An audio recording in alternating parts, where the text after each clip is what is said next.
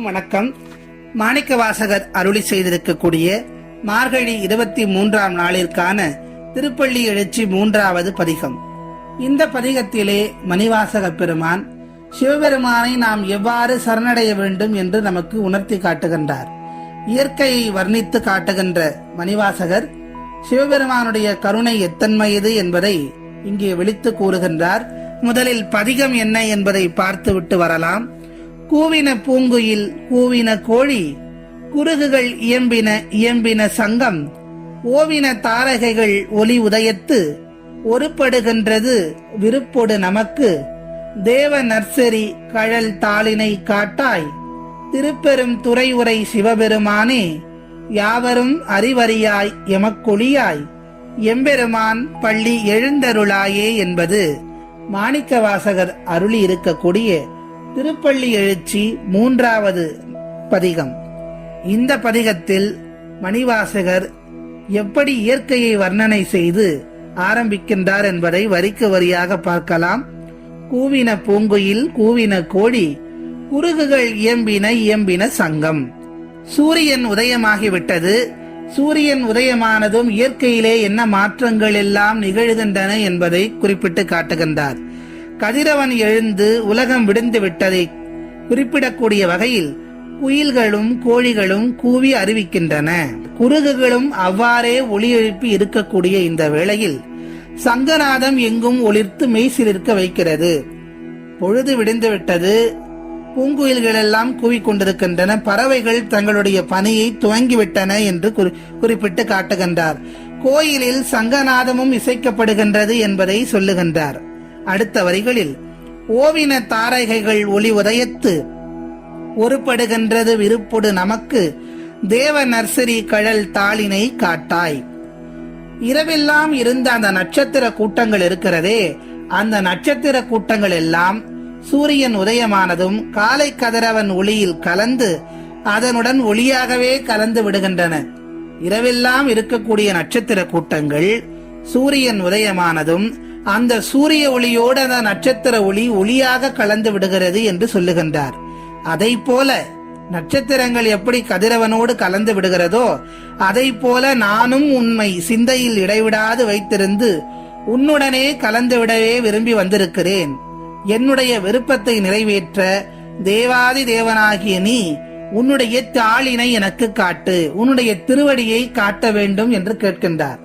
யோசித்து பாருங்கள். சூரியனை தன்னுடைய திருவடியோடு ஒப்பிட்டு காட்டுகின்றார். சிவபெருமானுடைய திருவடியோடு. அந்த திருவடியில் நான் இரண்டர கலக்க வேண்டும். எப்படி நட்சத்திரம் சூரியனில் கலந்து விடுகிறதோ, அந்த ஒளி ஒளியாக கலந்து விடுகிறதோ, அது போன்று நானும் உன்னுடைய திருவடியிலே கலந்து விட வேண்டும் என்று கேட்கின்றார் மணிவாசகர். இவற்றையெல்லாம் எந்த இடத்திலே கேட்கின்றார்? எந்த ஊரில் இருக்கக்கூடிய ஆலயத்தில்? அடுத்த வரையில் சொல்லுகின்றார்.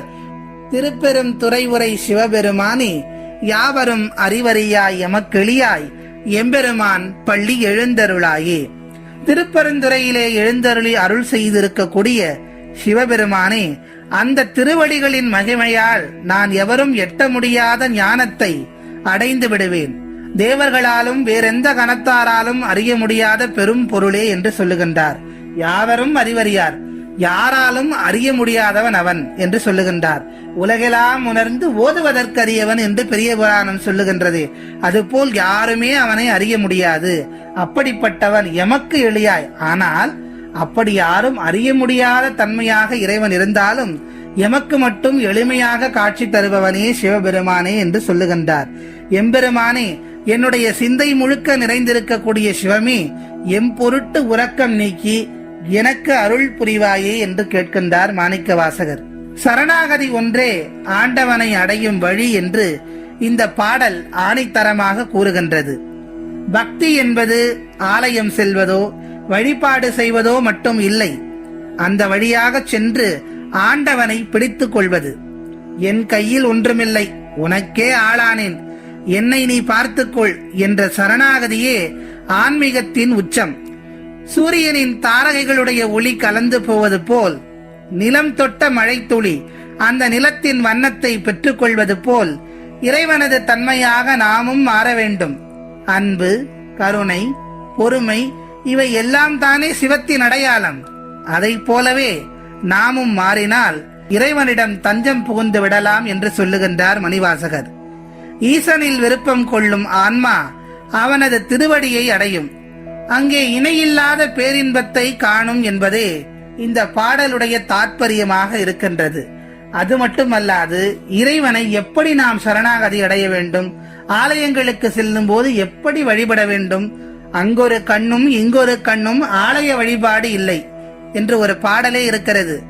பேசிக்கொண்டே இறைவனை வணங்குவது, கோயிலுக்குள் உலக விஷயங்களை பற்றி அலசுவது, அவர் என்ன செய்து கொண்டிருக்கிறார், இவர் என்ன செய்து கொண்டிருக்கிறார் என்று சிந்தையை அந்த நேரத்தில் அங்கே செலவிடுவது, இவையெல்லாம் நிச்சயம் பலன் தராது. அங்கே இறைவனின் திருநாமம் மட்டுமே கேட்க வேண்டும். நம்முடைய சிந்தையிலே இறைவனை மட்டுமே நினைக்க வேண்டும். மனதை இறைவன் பக்கம் திருப்பி அவனுடைய திவ்ய தரிசனத்தை மனதில் நினைத்து வழிபட்டால்தான் உண்மையான பலன் உண்டு என்பதை இந்த பாடலின் உட்கருத்தாக மணிவாசகர் நமக்கு சொல்ல வருகின்றார்.